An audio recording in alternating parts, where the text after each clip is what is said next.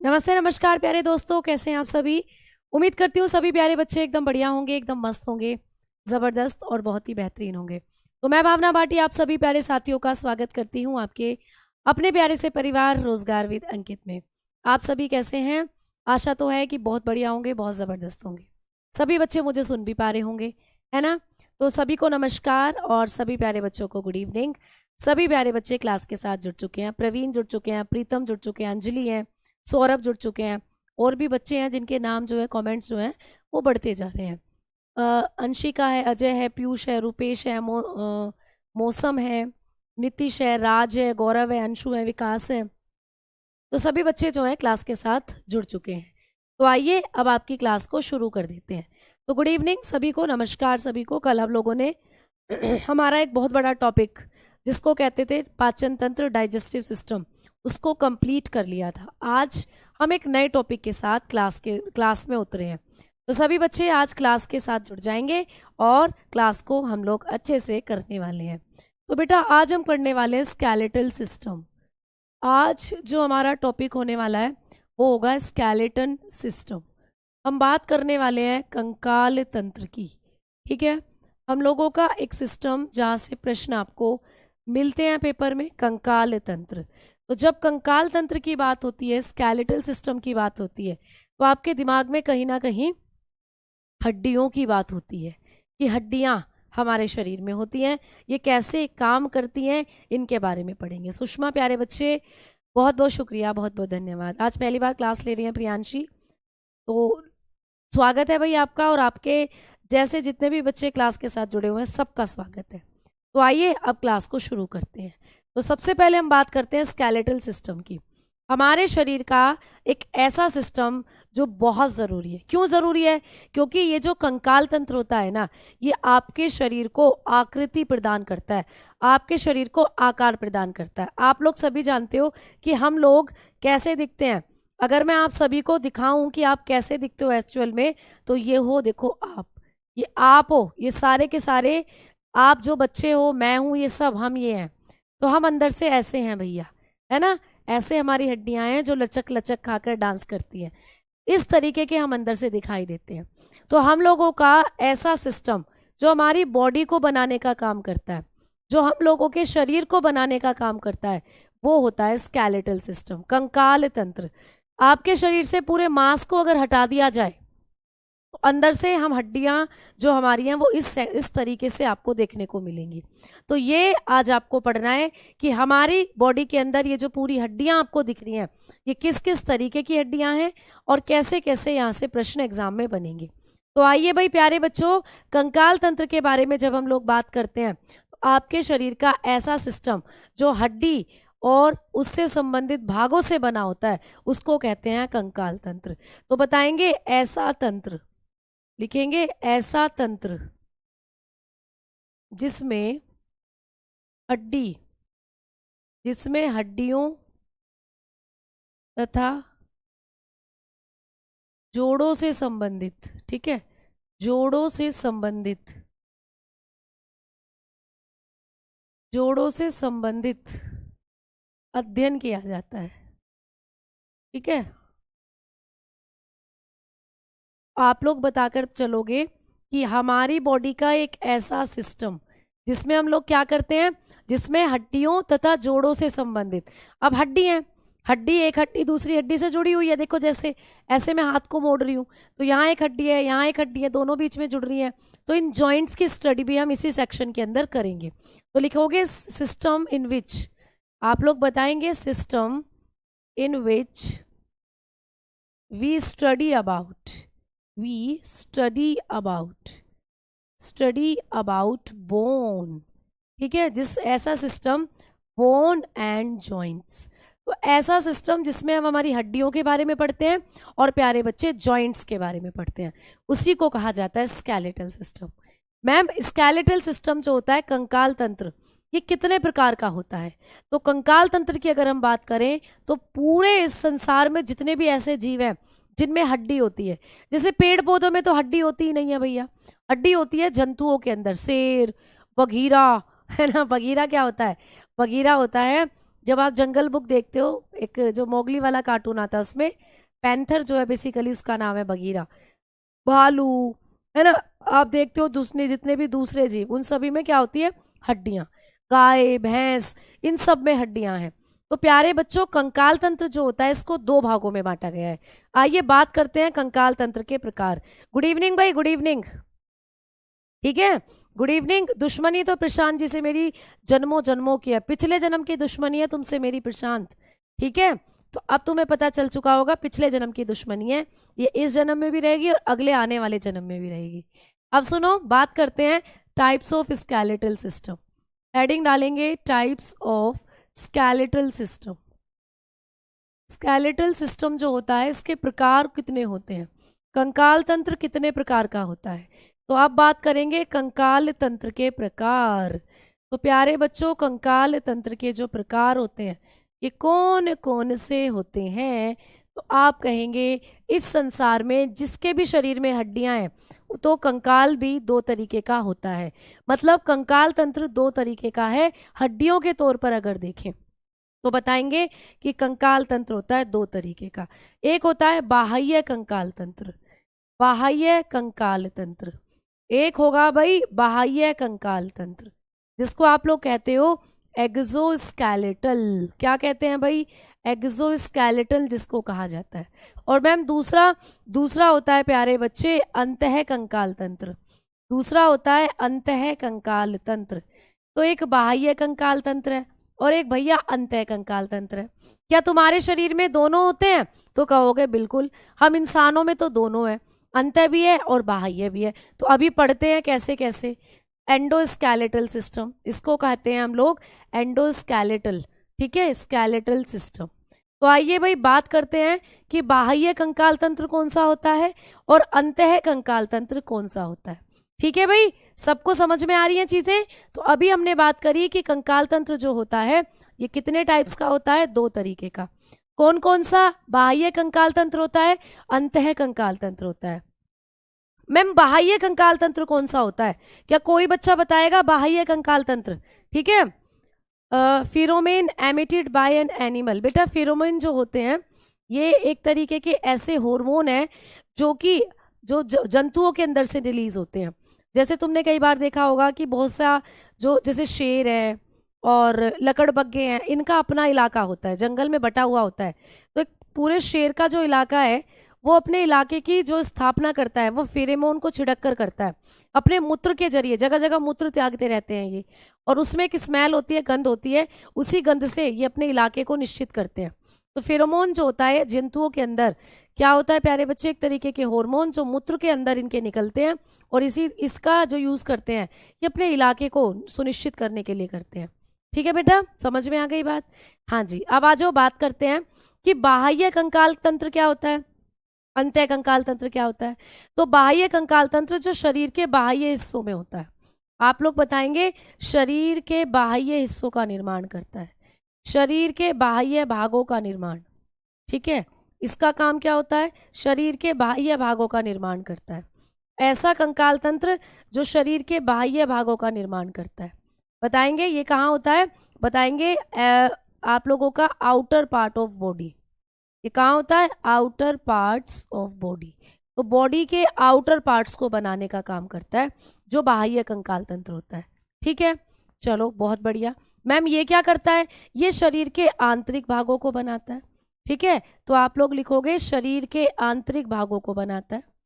भाई ये नाम से पता चल रहा है अंतः कंकाल, मतलब शरीर के आंतरिक भागों को बनाने का काम करता है, शरीर के आंतरिक भागों को बनाता है।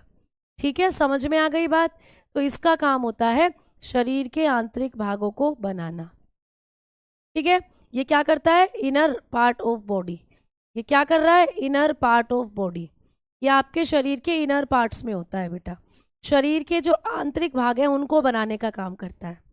अब मैडम जी हमने आपने बताया कि बाह्य कंकाल वो कंकाल है जो शरीर के बाह्य हिस्सों का निर्माण करता है, आपने बताया कि अंतः कंकाल वो है जो शरीर के आंतरिक हिस्सों का निर्माण करता है। अब मैम बाह्य कंकाल का एग्जाम्पल दो, कौन कौन ऐसे पार्ट हैं जो शरीर के बाह्य हिस्सों को बना रहे हैं। तो देखो भैया ये नाखून शरीर के बाह्य कंकाल के हिस्सों में आते हैं, कभी भी पूछे नखून जो होते हैं, ये नाखून कैसे कंकाल तंत्र का भाग है, तो कहोगे बाह्य कंकाल तंत्र का। आपको पूछे कभी भी आपकी त्वचा ये कैसा कंकाल तंत्र बना रही है, तो कहोगे बाह्य। ठीक है, तो यहाँ पर अगर आपको उदाहरण के तौर पर पूछे तो भाई लिखो, आइए, तो आपका जो एक्सटर्नल स्केलेटल सिस्टम है या आप लोगों का एक्सोस्केलेटल सिस्टम है, इसके एग्जाम्पल होते हैं आपके बाल। ठीक है, आप लोगों के बाल, हेयर, तो बाल जो है ये बाह्य कंकाल तंत्र का भाग है। क्या शरीर के अंदर भी बाल हैं क्या, कहोगे मैम खोपड़ी के ऊपर ही हैं बाल तो बेसिकली। तो ये जो बाल होते हैं आपकी बॉडी के बाहर होते हैं, आपकी पूरी बॉडी पर जो हेयर है वो क्या है, एक्सोस्केलेटल सिस्टम का पार्ट है। बाल हो गए, फिर आपने कहा कि नाखून होते हैं, बिल्कुल, नेल्स हो जाते हैं प्यारे बच्चे, नेल्स नाखून हो जाते हैं।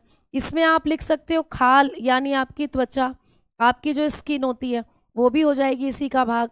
आगे क्या लिख सकते हो बेटा, जो जानवरों के सींग होते हैं, जैसे गाय और भैंस, इनके सींग होते हैं।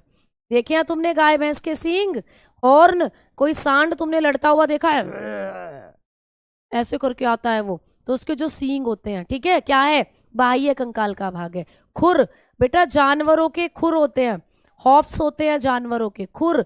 खुर तुमने देखे हैं, घोड़ा जब भागता है तुगड़ुक तुगड़ुक तुगड़ुक, तो उसके खुर कैसे आवाज करते हैं सड़क पर। गाय भैंस, इनके जो खुर होते हैं ये क्या होते हैं, बाह्य कंकाल तंत्र का भाग। क्लियर, समझ में आई बात। अब देखो आ जाओ बात करते हैं। मैम जब टेस्ट में देता हूं तो बायोलॉजी में नंबर कम आते हैं।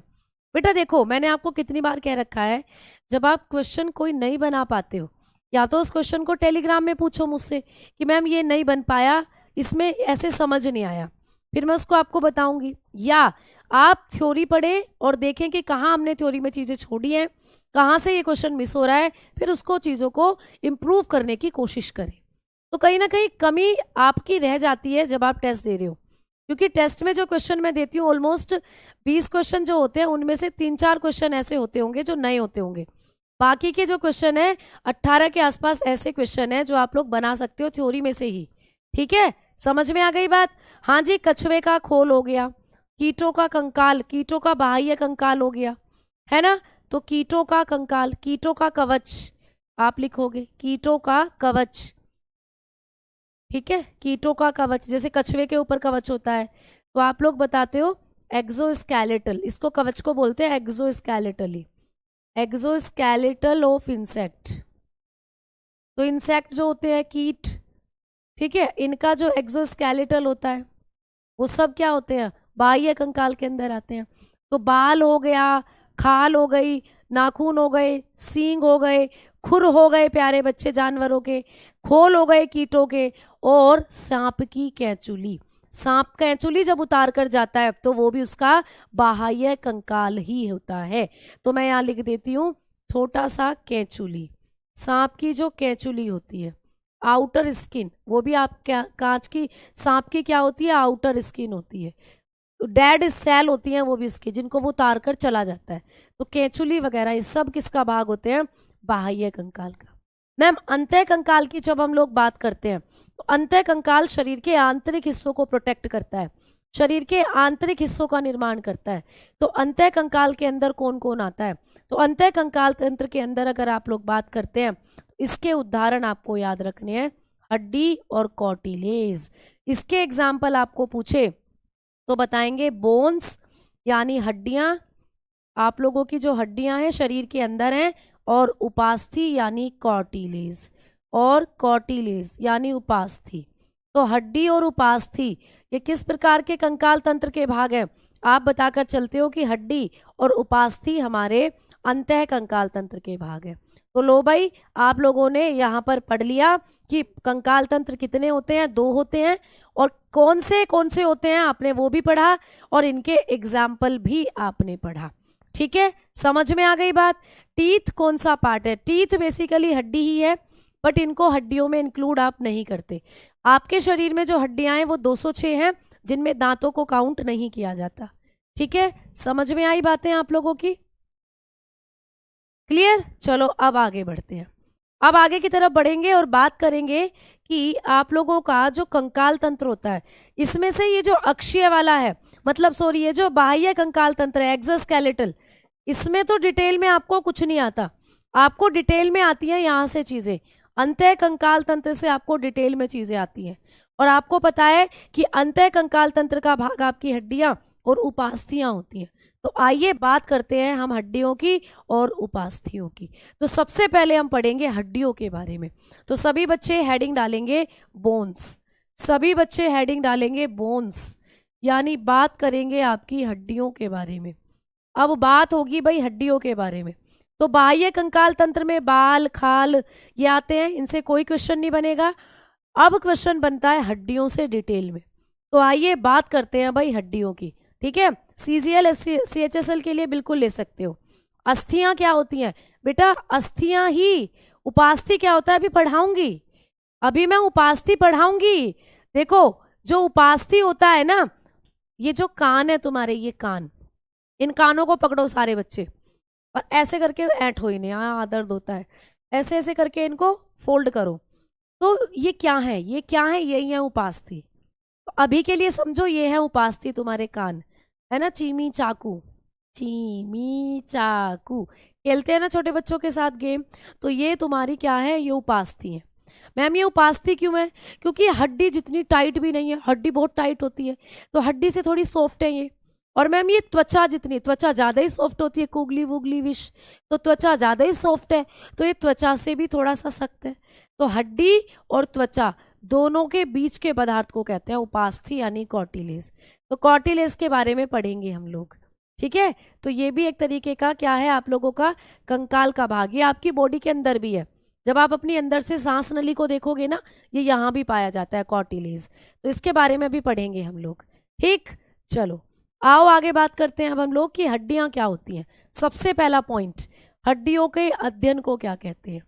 जब हम लोग हड्डियों के बारे में पढ़ते हैं, हड्डियों की स्टडी को क्या कहते हैं, प्रश्न आएगा तो आप कहेंगे कि हड्डियों का अध्ययन होता है ऑस्टियोलॉजी। हड्डियों के अध्ययन को कहा जाता है ऑस्टियोलॉजी, ठीक है। तो ऑस्टियोलॉजी होता है हड्डियों का अध्ययन, हड्डियों के अध्ययन को कहा जाता है ऑस्टियोलॉजी। क्लियर। आगे बात करेंगे दूसरा पॉइंट, आगे बात करेंगे कि जो हड्डियां होती हैं इनकी संख्या कितनी होती है। तो आइए बात करते हैं हड्डियों की संख्या कितनी होती है। हमारे शरीर में हड्डियां कितनी होती हैं, इनका नंबर्स कितना होता है। तो हड्डियों की संख्या की जब हम लोग बात करते हैं तो हमारे शरीर में हड्डियों की संख्या अलग अलग पूछी जाती है। बचपन में जब आप पैदा हुए थे तब कितनी थी, जब आप थोड़े बड़े हुए तब कितनी थी, आज आप 18 साल के पार हो चुके हो अब कितनी है। तो यहाँ से कई आपको क्वेश्चन आते हैं। आपको पूछेगा कि नवजात शिशु में कितनी होती हैं हड्डियां। नवजात शिशु बोले तो आप बताओगे न्यूबॉर्न बेबी, न्यूबॉर्न ऐसा बच्चा जो अभी पैदा हुआ है, 1-2 दिन का जो बालक है, इसमें हड्डियों की संख्या होती है 300 हड्डियां होती है नवजात शिशु में, ठीक है। दूसरे नंबर पर पूछेगा एक बालक में कितनी हड्डियां होती हैं। बालक का मतलब हुआ चिल्ड्रन, चिल्ड्रन का मतलब होता है 10-12 साल का बच्चा, ठीक है। यानी कि नवजात शिशु तो ऐसा बच्चा जो 1-2 दिन का है, और बालक का मतलब 10-12 साल का बच्चा, उसमें होती हैं आप बताकर चलते हो 270 से 280 हड्डियां, ठीक है। कई बार 260 भी आ जाता है, 260 से 280 भी आ जाता है कई बार। तीसरे नंबर पर पूछेगा वयस्कों में कितनी हड्डियां होती हैं। वयस्क बोले तो एडल्ट, मतलब कि जब हम लोग 18 के पार हो जाते हैं तो एडल्ट्स बन जाते हैं। अब आप सभी 18 साल के हो चुके हो, है ना, सारे के सारे तुम 18 साल के हो चुके हो। तो 18 साल के जब हम होते हैं तो हमारे अंदर जो हड्डियों की संख्या होती है वो 206 होती है। तो ऐसे हड्डियों की संख्या आपको पूछी जाती है। अब प्रश्न ये है कि जब पैदा हुए तो ज़्यादा हड्डियां थी, थोड़े बड़े हुए तो कम हो गई, और 18 के पार हुए तो और कम हो गई। ये कौन हड्डियों को चुरा चुरा कर ले जा रहा है हमारे शरीर से, कौन सा ऐसा चोर बैठा है हमारे शरीर में जो हमारी हड्डियों को ही ले जा रहा है भैया। तो हड्डियां कहीं नहीं चुरी, हड्डियां वही हैं जहां थी पहले। अब क्या हुआ हड्डियों के साथ, हड्डियों के जॉइंट खत्म हो गए और हड्डी लंबी हो गई। कैसे, जब कोई छोटा बच्चा होता है तो तुमने देखा कितना नाजुक होता है, उसको हाथ से पकड़ के यहाँ से उठाओ तो उसकी हड्डी टूटने का डर रहता है ना। और वो थोड़ा सा बड़ा होता है 8-9 महीने का, मम्मी उसे एक्सरसाइज कराती हैं ऐसे ऐसे, अब मेरा शेर, तेल लगाकर ऐसे पैर यहाँ मिला दिया, यहाँ मिला दिया, ऐसे ऐसे करके। तो मतलब बच्चे को किधर को भी मोड़ लो, छोटे बच्चे बड़े खुश होते हैं जब उन्हें ऐसे ऐसे करते हैं मालिश उनकी। तो छोटे बच्चों की हड्डियों में जॉइंट ज्यादा होते हैं, इसलिए उनकी हड्डियां किधर किधर को भी ऐसे ऐसे मुड़ जाती हैं। जैसे जैसे हम बड़े होते हैं हमारी हड्डियों के जॉइंट खत्म होते जाते हैं, हड्डी हो जाती है लंबी। और हड्डी जब लंबी होती चली जाती है तो हड्डियां फिर मुड़ने में करती हैं दिक्कत। अब जब वो मुड़ती हैं तो तब हमें बहुत ज़्यादा प्रेशर पड़ता है हमारी बॉडी पर, मसल्स खिंचती हैं जिससे हमें दर्द होता है। ठीक है, तो इसीलिए हड्डियां कहीं नहीं गई, हड्डियां आपके शरीर में ही थी, बस इनके जॉइंट खत्म होते गए और हड्डी लंबी होती चली गई। फॉर एग्जाम्पल के तौर पर देखो, एग्जाम्पल मैं आपको दिखा रही हूं। जैसे भाई ये एक हड्डी है, ठीक है, ये एक हड्डी है भाई। अब हमने देखा ये हड्डी है मैडम, तो जब ये बच्चे में थी हड्डी तो इसमें बीच बीच में ऐसे जॉइंट थे, देखो ऐसे ऐसे इसमें जॉइंट थे, इस हड्डी में ऐसे ऐसे जॉइंट थे। तो अब ये हड्डी कई संख्या में बहुत सारी बैठ रही है, 1 2 3 4 5 6 7, मतलब ऐसे गिन रहे हैं तो ये एक ही हड्डी के कितने सारे भाग हो गए, तो हड्डी ज्यादा संख्या में बैठ रही है। तो ये बात हो गई एक नवजात के साथ। एक नवजात शिशु के अंदर जो हड्डी होती है वो कई सारे जॉइंट लिए होती है, ठीक है, न्यूबॉर्न के अंदर।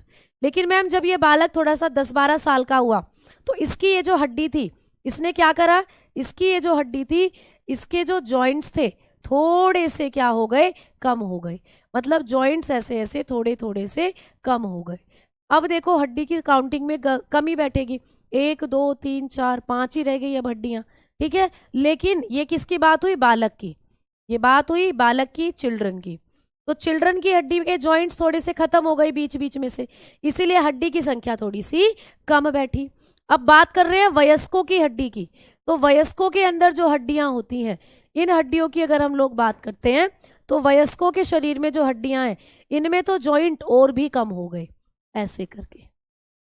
तो देखो अब ये 1 2 3 4 ही हड्डी बैठी। तो दैट्स मीन एडल्ट के साथ ऐसा होता है कि हड्डियों के जो जॉइंट्स होते हैं वो बिल्कुल कम हो जाते हैं, जिस वजह से जो हड्डियां वो संख्या में कम बैठती हैं।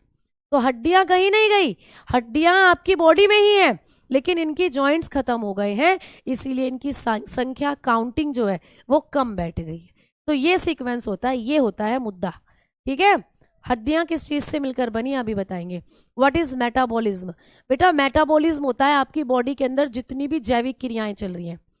आप खाना खा रहे हो, वो पचा रहा है खाने को आपका शरीर, आपके शरीर में हार्मोन बन रहे हैं, आपके शरीर में एंजाइम बन रहे हैं, ये सारी एक्टिविटी जो आपकी बॉडी में हो रही हैं यही होती है मेटाबॉलिक रिएक्शन, इन्हीं को कहा जाता है उपापचयी क्रियाएं, ठीक है। समझ में आ गई। आइस के नीचे ब्लैक हो गया है, क्या करें बेटा, जूस पियो, चश्मे लगाओ, अंधेरे में मत पढ़ो, कम लाइट में मत पढ़ो, अच्छे प्रकाश में पढ़ो। क्लास तो नहीं रुक रही, मुझे भी दिख रहा है, आ जाओ। तो आपने कॉन्सेप्ट समझ लिया कि हड्डियों की संख्या कैसे कैसे घटती है। अब आ जाओ अगले पॉइंट की तरफ बढ़ते हैं। Next point number 3। अब हड्डियां जो है किस पदार्थ की बनी हुई होती हैं, पदार्थ की बात करते हैं, मटेरियल की बात अब हम लोग करेंगे कि हड्डियों में कौन सा मटेरियल होता है। तो यहां से भी प्रश्न आता है कि हड्डियां किस पदार्थ की बनी होती हैं। तो हड्डियां बनी होती हैं calcium phosphate and calcium carbonate की। तो हड्डियां जो होती हैं ये कैल्शियम फॉस्फेट की बनी होती हैं, calcium phosphate and calcium carbonate. तो हड्डियों में कौन कौन से 2 पदार्थ देखने को मिलते हैं, हड्डियों में आपको कैल्शियम फॉस्फेट और कैल्शियम कार्बोनेट देखने को मिलते हैं। तो आप लोग लिखोगे हड्डियां कैल्शियम फॉस्फेट, हड्डियां कैल्शियम फॉस्फेट और कैल्शियम कार्बोनेट की बनी होती हैं, कैल्शियम फॉस्फेट और कैल्शियम कार्बोनेट की बनी होती हैं, ठीक है, कार्बोनेट की बनी होती हैं। तो ये भी आपको पूछा जाएगा कि हड्डियां जो होती हैं ये किस किस पदार्थ की बनी होती हैं। आपने कहा हड्डियां जो होती हैं ये कैल्शियम फॉस्फेट और कैल्शियम कार्बोनेट की बनी होती हैं, ठीक है, समझ में आ गई बात। कैल्शियम फॉस्फेट जिसका फॉर्मूला होता है Ca, आप लोग बताकर चलते हो प्यारे बच्चों, मैं नीचे लिख देती हूँ, यहाँ थोड़ी सी जगह कम है, यहाँ CA3PO4 का होल 2, ये होता है कैल्शियम फॉस्फेट, ठीक है।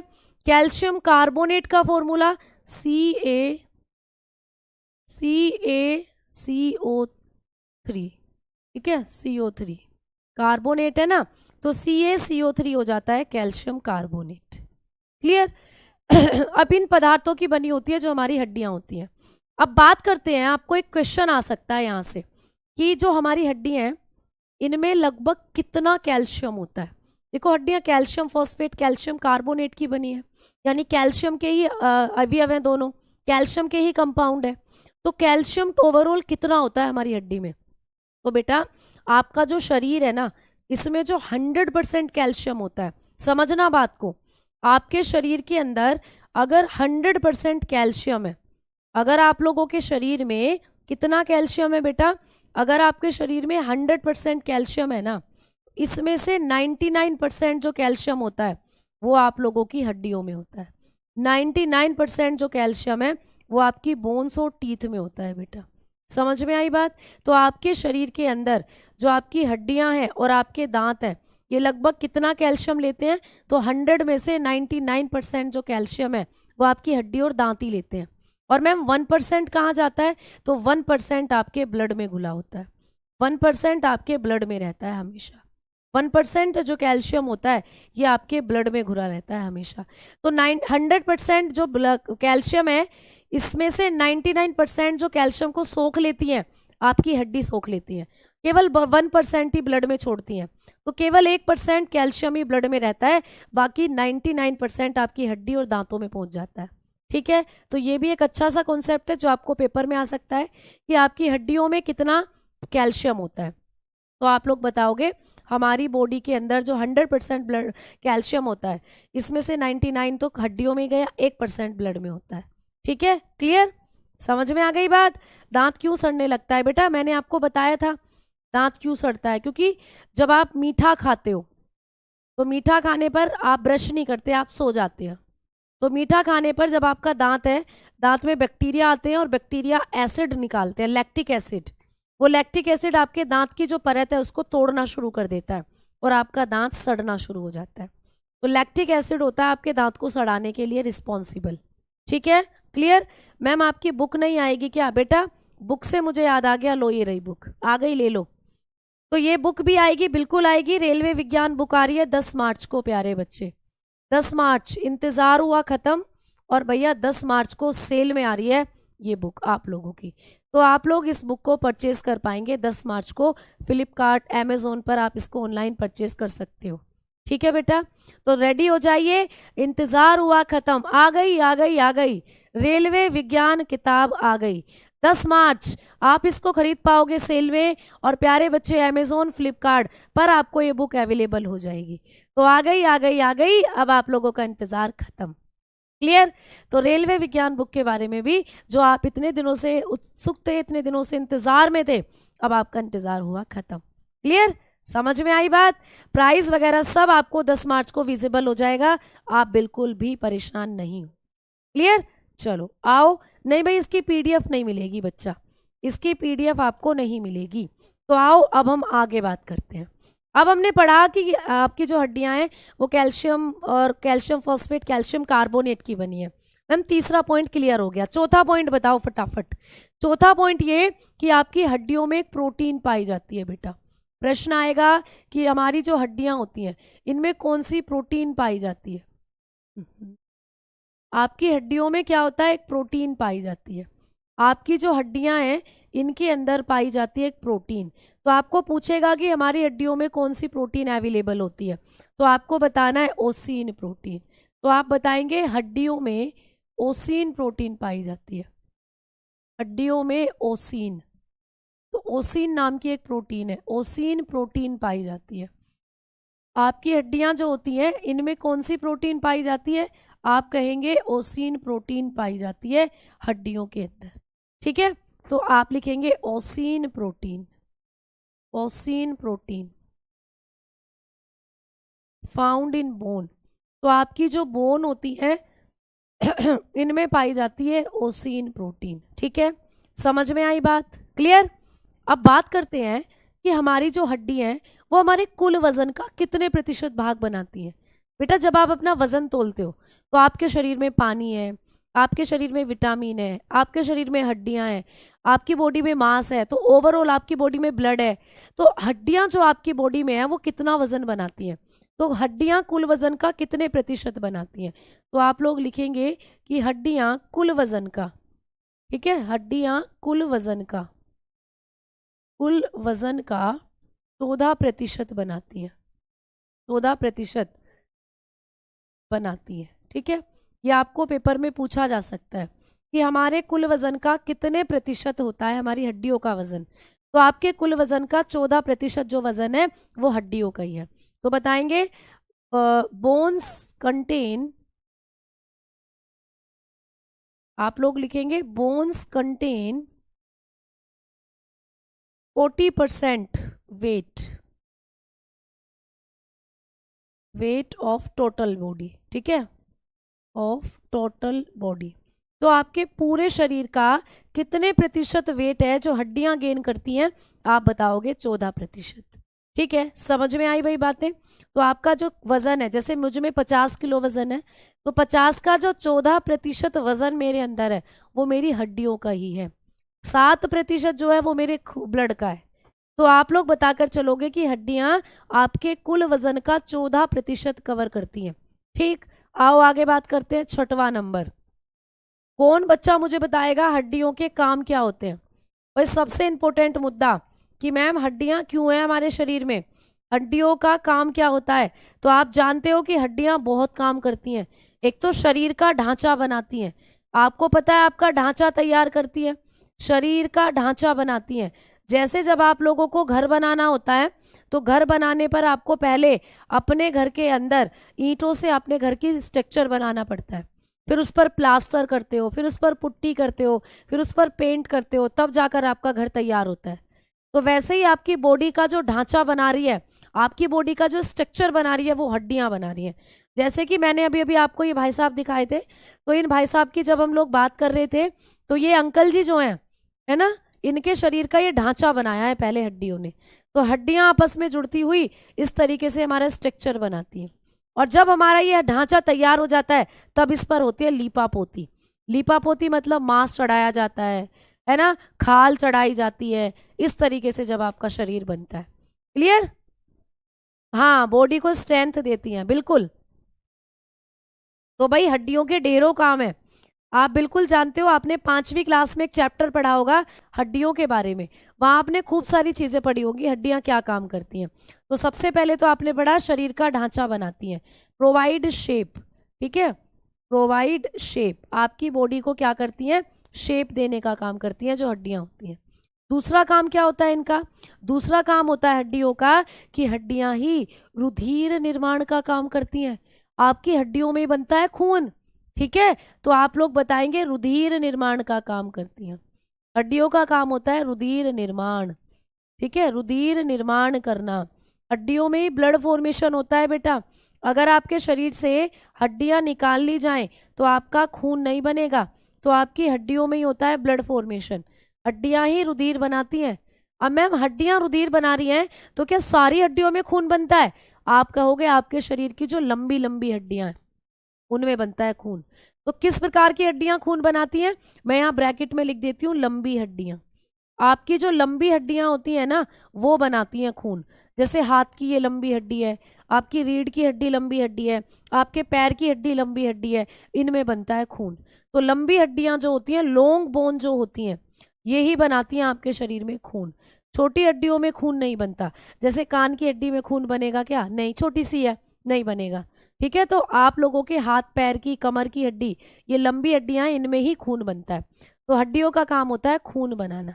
ठीक, समझ में आ गई बात? एक और काम होता है हड्डियों का, क्या काम होता है बताओ? हड्डियां क्या करती है? कैल्शियम एब्जॉर्ब करती हैं। तो ये काम भी तो मैंने बताया अभी अभी हड्डियों का होता है। तीसरा काम है कैल्शियम और विटामिन डी को एब्जॉर्ब करना। तो हड्डियों के अंदर ही होता है कैल्शियम, कैल्शियम व विटामिन डी अवशोषण। कैल्शियम और विटामिन डी का अवशोषण करना। तो ये क्या करती हैं? कैल्शियम और विटामिन डी का अवशोषण करती हैं हड्डियां। ये काम भी किसका होता है भाई? हड्डियों का ही तो होता है ना भाई? सबसे लंबी हड्डी आपकी कौन सी होती है? फीमर। अभी सब पढ़ाऊंगी, सबसे छोटी, सबसे लंबी, अभी सब पढ़ोगे। अभी तो शुरुआत है, पिक्चर अभी बाकी है दोस्तों। ठीक है, तो हाँ जी, ये क्या करती हैं, आपकी जो हड्डियां होती हैं, तो ये हड्डियां क्या कर रही होती हैं, कैल्शियम और विटामिन डी का शोषण करती हैं। ठीक है, आओ आगे बात करते हैं। हाँ जी, रीढ़ की हड्डी में भी खून बनता है, बिल्कुल। आओ आगे काम करेंगे। जो आपकी हड्डियां हैं ये खून बनाती हैं। अब मैम हड्डियां कैसे खून बनाती हैं? हड्डियों के अंदर होता है बोन मैरो। हड्डियों के अंदर होता है प्यारे बच्चे बोन मैरो। ये जो आपकी हड्डी है, देखो ये हड्डी है, और इस हड्डी के अंदर क्या होता है, बोन मैरो होता है। देखो यहाँ पे, तो ये है आपकी हड्डी का, देखो बोन मैरो। हड्डी के बीचों बीच आपको ये दिख रहा है, ये तो ये होता है बोन मैरो। इसको कहते हैं अस्थि मज्जा। आपकी जो अस्थि होती है इसके बीचों बीच एक जगह होती है जिसको कहते हैं अस्थि मज्जा, बोन मैरो। इसी बोन मैरो में होता है खून का निर्माण। तो आपके शरीर के अंदर जो हड्डियां हैं इनमें पाया जाता है बोन मैरो, और इन्हीं में होता है रुधिर निर्माण। ये भी क्वेश्चन आ सकता है कि रुधिर निर्माण की क्रिया हड्डियों में कहाँ होती है, तो आप कहोगे कि रुधिर निर्माण जो होता है वो हड्डियों में होता है, और कहाँ होता है, आप कहेंगे बोन मैरो में, अस्थि मज्जा में। तो अस्थि मज्जा में रुधिर निर्माण होता है। ब्लड फॉर्मेशन हड्डी में होगा, सही बात है, लेकिन हड्डी में कहाँ, तो कहोगे हड्डी के अंदर जो बोन मैरो है इसमें होता है ब्लड फॉर्मेशन। ये जो आपको जगह दिख रही है इसी में आपकी आरबीसी, डब्ल्यूबीसी, प्लेटलेट, प्लाज्मा बनते हैं। तो आपकी हड्डी के अंदर होती है खोखली सी जगह, खाली सी जगह, इसको कहते हैं अस्थि मज्जा। अस्थि मतलब हड्डी, मज्जा मतलब खाली जगह। तो हड्डी में जो खाली जगह है उसको कहते हैं बोन मैरो। समझ में आ गई बात? इसी में ब्लड का निर्माण होता है। अब आओ आगे बात करते हैं। तो आप लोगों ने पढ़ा कि हड्डियों के ये मेन क्या होते हैं, काम होते हैं। देखो इस तरीके से ये पूरा आप लोगों का बोन जो है स्पंजी सी बोन है, और इसमें क्या बन रहा है, आपका बोन मैरो। अब देखो इस हड्डी को बड़े ध्यान से देखना, यहाँ से डायग्राम से रिलेटेड प्रश्न पूछा गया है बेटा। ये डायग्राम किसका है, हड्डी का, आपने पहचान लिया। सारे बच्चे बहुत अच्छे से करना। अब ये जो तुम्हारी हड्डी है ना, इसको 3 भागों में बांटा गया है बेसिकली। मोटे तौर पर तुम्हारी हड्डी जो है ये 3 भागों में बटी हुई है। अब ये 3 भाग कौन कौन से हैं आपको पूछा जाता है, तो बड़े ध्यान से समझना। देखो ये जो तुम्हारी हड्डी का ये चौड़ा वाला भाग है, ये जो तुम्हारी हड्डी का चौड़ा वाला भाग है इसको एपीफाइसिस कहते हैं। क्या कहते हैं इसको, एपीफाइसिस। मैं यहाँ लिख रही हूँ एपीफाइसिस। आपको पेपर में पूछा जाता है कि हड्डी का सबसे चौड़ा भाग क्या होता है, एपीफाइसिस। एपीफाइसिस क्या होता है, हड्डी का सबसे चौड़ा भाग। समझ में आई बात?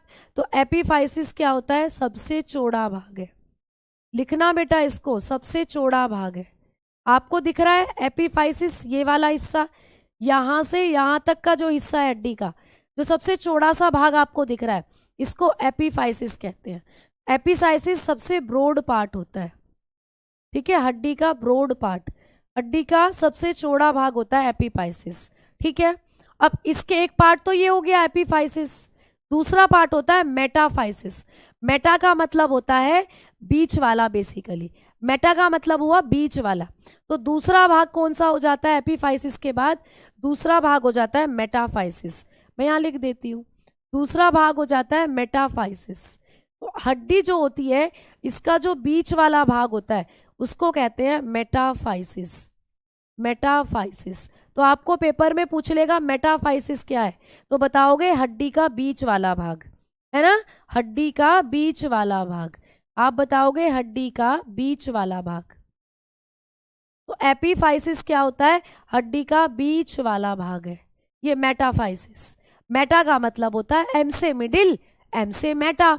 तो M4 मिडिल होता है, M4 होता है मेटा। तो ये होता है मिडिल पार्ट ऑफ बोन, इसको कहते हैं मिडिल पार्ट ऑफ बोन। तो आपकी बोन का बीच वाला जो भाग होता है उसको हम लोग क्या कहते हैं, उसको कहते हैं हम लोग मेटाफाइसिस। और आपकी हड्डी का ये जो ये वाला भाग होता है, ये जो ये वाला भाग, इसको कहा जाता है डायफिसिस। ठीक है, इसको कहते हैं डायफिसिस। तो तीसरा जो पार्ट होता है वो होता है डायफिसिस। ठीक है, डायफिसिस, तीसरा पार्ट क्या हो जाता है, डायफिसिस। ठीक है, तो तीसरा पार्ट हो जाता है डायफाइसिस। तो आपकी हड्डी का जो सबसे शाफ्ट वाला पार्ट, शाफ्ट बोले तो ये एक तरीके से लंबा वाला पार्ट, ये पूरा लंबा वाला पार्ट, तो इसको कह देते हैं शाफ्ट। तो ये क्या हो जाता है, हड्डी का लंबा भाग। ठीक है, ये क्या है, लंबा भाग है। तो ये जो डायफिसिस होता है लंबा भाग है, यानी लॉन्ग पार्ट होता है, तो इसको कहते हैं लॉन्गेस्ट पार्ट ऑफ बोन। ये हड्डी का सबसे ज्यादा लंबा भाग होता है। तो कुल मिलाकर हड्डी के 3 भाग होते हैं, पहला, दूसरा और तीसरा। पहला होता है एपिफाइसिस, सब हड्डी का चौड़ा भाग। फिर उसके नीचे वाला होता है मेटाफाइसिस, बीच वाला भाग। बीच वाला क्यों, क्योंकि एपिफाइसिस और डायफाइसिस दोनों के बीच में आता है मेटाफाइसिस। एपिफाइसिस, मेटाफाइसिस और डायफाइसिस, फिर नीचे से भी वही शुरू हो जाएगा। ये मेटाफाइसिस हो गया, ये एपिफाइसिस, चौड़ा वाला भाग। तो हड्डी के दोनों सिरे आपने देखे हैं बड़े चौड़े से होते हैं। देखो मैं यहाँ बना रही हूँ, ये हो गया एक सिरा और ये हो गया एक सिरा, ऐसी सी होती है हड्डी। तो ये जो चौड़े वाले भाग हैं इनको क्या कहते हैं, इनको कहते हैं एपिफाइसिस। इनको ही कह दिया जाता है बेटा एपिफाइसिस। ये पेपर में आपको डायग्राम देकर पूछा गया है कि यहाँ पर तीर का निशान लगा दिया, यहाँ पर तीर का निशान लगा दिया, यहाँ लगा दिया, और पूछा था बताओ हड्डी के ये कौन कौन से भाग हैं। तो सबसे चौड़े वाले भाग को कहते हो एपिफाइसिस, ये एपिफाइसिस है। ठीक है, और ये जो इसके चौड़े वाले भाग के जस्ट नीचे ये हो जाता है मेटाफाइसिस। मेटाफाइसिस जिसको आप कहते हैं मध्य वाला भाग, लिख रखा है बेटा हिंदी में। और ये जो आपका हड्डी का ये वाला भाग जिसको मैं ब्लू कलर से दिखा रही हूँ, ये वाला, ये हो जाता है आप लोगों का डायफाइसिस। ठीक है, डायफाइसिस। ऐसे आपकी हड्डी के 3 भाग होते हैं, ये याद रखना। ठीक है, ये आप लोगों को याद रखने हैं। बोन मैरो क्या है, बोन मैरो हड्डी के अंदर पाई जाने वाला एक पदार्थ है। देखो जैसे यहाँ पर मैं ऐसे ऐसे भर दूं, ऐसे ऐसे, तो हड्डी के अंदर एक स्पंजी पदार्थ भरा रहता है। इसके अंदर होती हैं ब्लड का निर्माण करने वाली कोशिकाएं, तो ये होता है बोन मैरो, इसको कहते हो बोन मैरो। इसमें क्या होता है बच्चा, रुधिर का निर्माण, क्योंकि इसके अंदर ऐसी कोशिकाएं होती हैं जो आरबीसी, डब्ल्यूबीसी, प्लेटलेट को बना सकती हैं। कमेंट सबका आ रहा है बेटा, ठीक है, समझ में कौन सा किसका भाग है समझ नहीं आ रहा बेटा, क्या समझ नहीं आ रहा, सीधा सीधा मैंने बताया। ये जो हड्डी का ये वाला भाग है, चौड़ा वाला भाग, इसको कहते हो एपिफाइसिस। हड्डी का सबसे चौड़ा भाग है, मैंने लिख दिया एपिफाइसिस। फिर एपिफाइसिस के जस्ट नीचे वाले पार्ट को कहते हैं मेटाफाइसिस। ये वाला जो एरिया, ये वाला, ये चौड़े भाग के जस्ट नीचे वाला एरिया मेटाफाइसिस होता है। मेटाफाइसिस क्या हो जाता है, ये हड्डी का बीच वाला भाग। बीच वाला क्यों है, एपिफाइसिस और डायफाइसिस के बीच में आता है, इसीलिए इसको बीच वाला भाग कह देते हैं। और भैया लास्ट वाला हो जाता है डायफाइसिस। इसको शाफ्ट के तौर पर भी आप लोग जानते हो, शाफ्ट इसको आप लोग कह देते हो। अब बताओ, देखो इस तरीके से देखो, ये रहा। ठीक है, तो एपिफाइसिस हो गया आप लोगों का, मेटाफाइसिस हो गया आप लोगों का, ये एपिफाइसिस है, ये जो चौड़े वाले भाग हैं। और ये जो बीच वाली, ये जो नीचे ये वाला एरिया है, इसको आप मेटाफाइसिस कह देते हो। ठीक है, और फिर आप लोगों का जो इससे ये वाला पार्ट होता है, यहाँ से और यहाँ तक का पार्ट, ये डायफाइसिस हो जाता है, डायफाइसिस हो जाता है। तो ये सबसे लंबा भाग होता है हड्डी का, मैंने देखो लिखवा दिया है, हड्डी का सबसे लंबा भाग है डायफिसिस, है ना। तो ऐसे हाँ डायग्राम बना लो, और इस डायग्राम से प्रश्न भी आए हैं पेपर में। हड्डी के पार्ट पहचानने को दे देता है, ऐसे लिख के दे देगा ए, ऐसे लिख के दे देगा यहाँ पर आपको बी, ऐसे लिख के दे देगा सी। तो आपको पहचानने हैं कि कौन कौन से पार्ट होते हैं हड्डी के। तो आप लोग ऊपर बताएंगे एपिफाइसिस, उससे थोड़ा नीचे मेटाफाइसिस, और बीच वाला जो लंबा भाग है उसको कहते हो आप लोग क्या, डायफाइसिस। ठीक है, ऐसे आपको चीजें पढ़नी है। चलो आओ आगे बात करते हैं। आगे हम लोगों ने पढ़ा, अब आप लोगों की जो हड्डी होती है इसके अंदर एक बहुत इंपॉर्टेंट चीज पढ़ाने वाली हूँ। आपकी जो हड्डी होती है ना, इसमें अगर आप लोग देखो तो एक टिश्यू पाया जाता है आपकी हड्डी में, पेरिओस्टियम। बेटा बहुत बार आपको पेपर में आया है पेरिओस्टियम। पेरिओस्टेम आपको बहुत बार पेपर में पूछा गया है। ये पेरिओस्टेम क्या होता है, तो आपकी जो हड्डी होती है ना उसकी सबसे ऊपरी परत पेरिओस्टेम कहलाती है। हड्डी की सबसे ऊपरी परत लिख लो, पेरिओस्टेम क्या होता है। तो पेरियोस्टेम आप लोग लिखेंगे हड्डी की सबसे ऊपरी परत, ठीक है, हड्डी की सबसे ऊपरी परत। पेपर में क्वेश्चन आता है हड्डी की सबसे ऊपरी परत को क्या कहते हैं, तो हड्डी की सबसे ऊपरी परत है पेरियोस्टियम। ये होती है आउटर मेम्ब्रेन ऑफ बोन। तो बोन की सबसे ऊपर की जो मेम्ब्रेन होती है उसको कहते हैं पेरियोस्टेम। देखो ये आप लोगों की स्किन है, ये आप लोगों की खाल है स्किन, ठीक है। अब स्किन के जस्ट नीचे मान लो ये तुम्हारी स्किन है, देखो ये रही, इस स्किन के नीचे हड्डी आपको सब फील हो रहा है। तो इस स्किन के नीचे जो है आपकी हड्डी है ना, बेसिकली हड्डी यहाँ पर है, लेकिन इस हड्डी के ऊपर की जो परत है उसको कहते हैं पेरियोस्टियम। जैसे कि यहाँ पर मैं एक हड्डी बनाऊं, ये मैंने एक हड्डी बना दी, ठीक है, ये हड्डी बना दी। अब इस हड्डी की जो सबसे ऊपर की परत आपको नजर आएगी, देखो ये वाली, ये इसके ऊपर की ये जो परत है इसको कहते हैं पेरियोस्टियम। तो पेरियोस्टियम क्या होता है बेटा, पेरियोस्टियम होता है हड्डी की सबसे ऊपरी परत। आ जाओ थोड़ा सा इसके बारे में पढ़ लेते हैं, ठीक है। मैं यहां पर लिखवा रही हूं, मैं यहां लिखवा रही हूं पेरियोस्टियम को।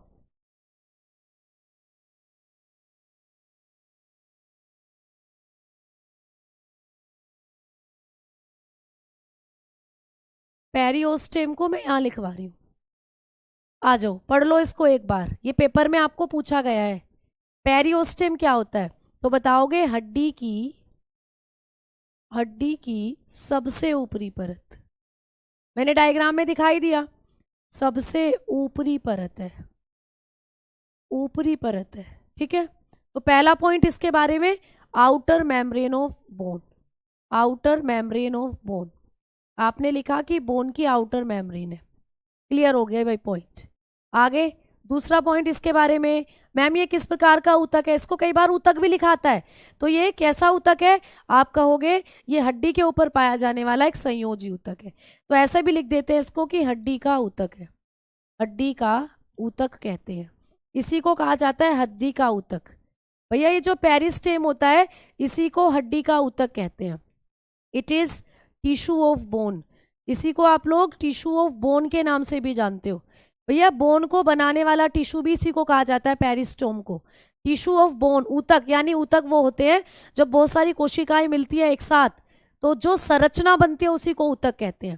तो ऊतक जो होते हैं बेसिकली ये हड्डी के ऊतक कहे जाते हैं, पेरिस्टोम, क्योंकि हड्डी के ऊपर ये चढ़ जाते हैं जाकर और हड्डी को बनाते हैं, ठीक है। तो इसमें कितनी परत होती है ये भी पूछा जाता है, तो बताएंगे इसमें 2 परतें पाई जाती हैं, पेरिस्टोम में 2 परत पाई जाती हैं बेटा।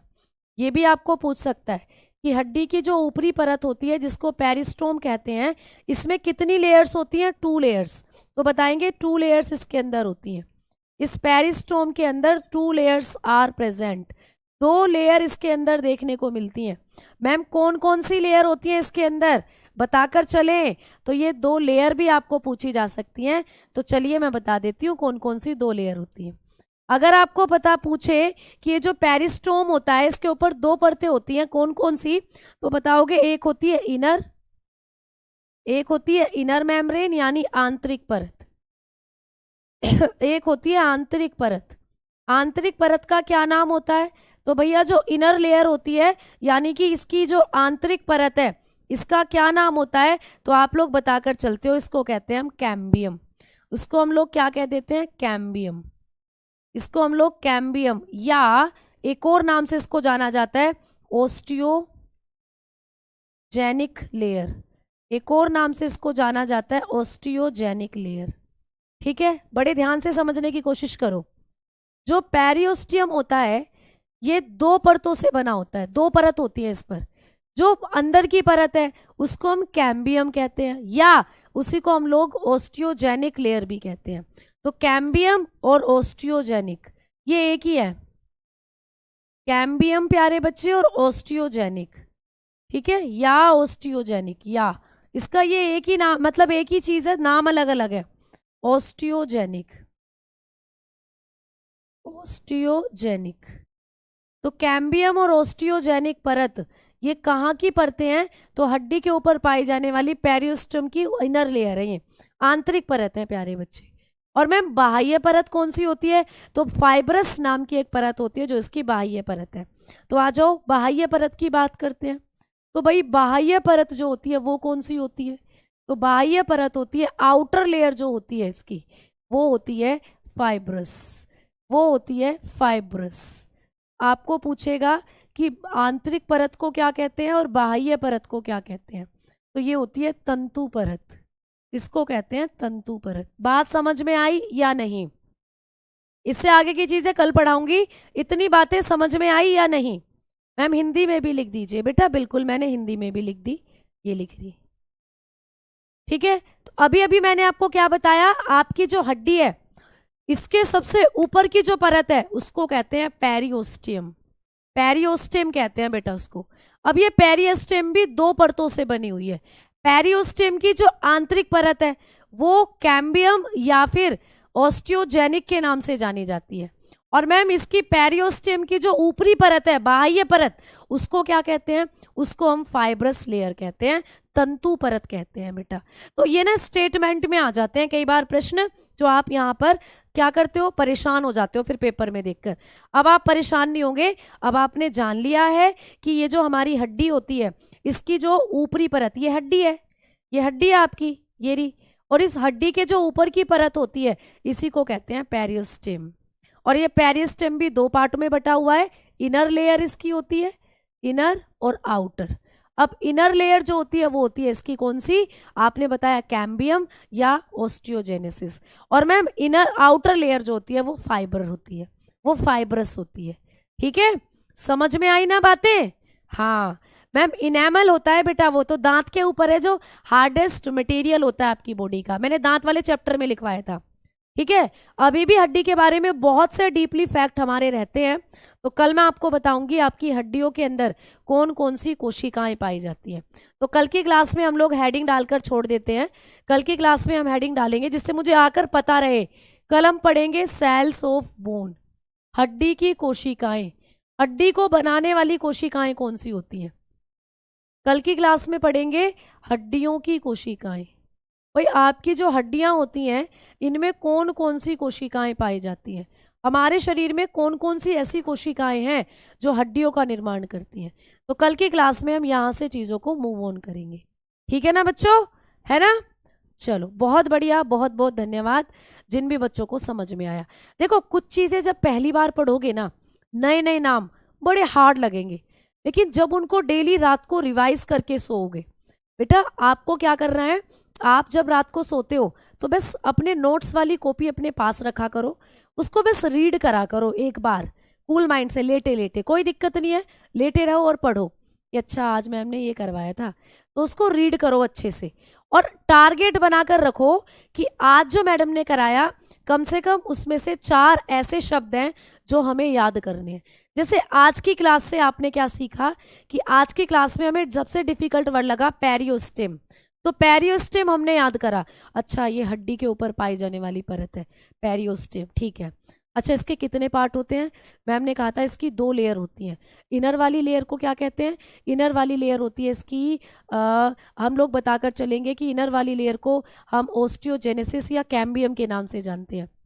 बाहर वाली लेयर क्या बताई थी मैम ने, फाइब्रस, ऐसे। तो ये 2-4 फैक्ट अपने सोते टाइम आप दिमाग में रिकॉल करके सोया करो, पूरा रिवाइज करा करो, चीज़ों को रिकॉल करा करो, तो तुम्हारा जो दिमाग है फिर उनको रोज जब आप इन शब्दों को पढ़ोगे तो फिर ये तुम्हें नए नहीं लगेंगे, फिर ये तुम्हें, आप इनके आदी हो जाओगे, हैबिचुअल हो जाओगे। ऐसे ही तो क्या आप लोगों को लगता है हमारे दिमाग में एकदम से बढ़ गई होंगी ये चीज़ें? नहीं, हमने भी पहली बार सीखे, फिर दूसरी बार पढ़ा, फिर तीसरी बार पढ़ा, कई बार हमने ये पढ़ ली चीज़ें, तभी तो हमारे दिमाग में स्टोर है आज भी। तो आप भी ऐसा कर सकते हो प्यारे बच्चे, ठीक है। तो याद करने का तरीका यही है कि हमें हर वक्त किताबों का कीड़ा नहीं बनना, आराम से रात को जब सोते हो रिलैक्स हो जाओ, जितने नोट्स आज पढ़े हैं उनमें से टारगेट बनाओ कि जब भी आज का जो डिफिकल्ट वर्ड लग रहा है उसको कम से कम 3-4 दिन हमें रिवाइज करके सोना है, ठीक है। तो धन्यवाद, नमस्कार, मिलते हैं कल।